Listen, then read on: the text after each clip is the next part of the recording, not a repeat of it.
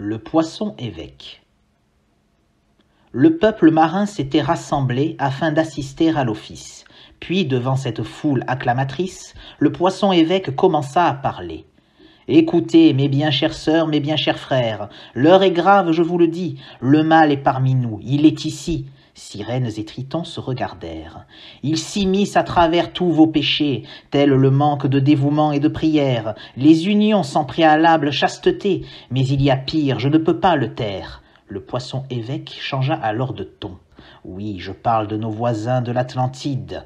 Ces êtres hautement perfides, qui vouent un culte à Thétis et Poséidon, l'on m'a dit qu'ils s'adonnent à la magie noire. Je n'ai aucune raison de ne pas le croire. Devons-nous souffrir cette situation ?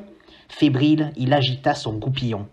Prenez les armes et rasez leurs citadelles, qu'il n'en reste rien pour le dernier jugement. Boutez hors de nos mers ces infidèles, sans quoi la mort sera leur châtiment.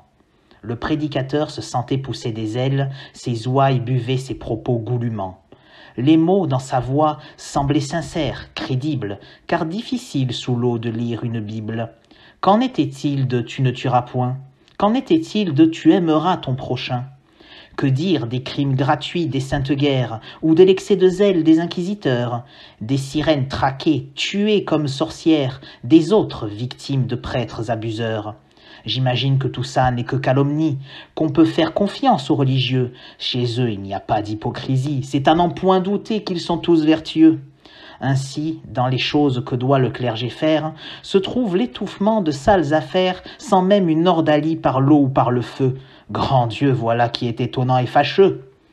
Amis lecteurs, ce n'est la foi que je critique, mais ces dérives ecclésiastiques, propres à créer des conflits basés sur de simples divergences d'avis.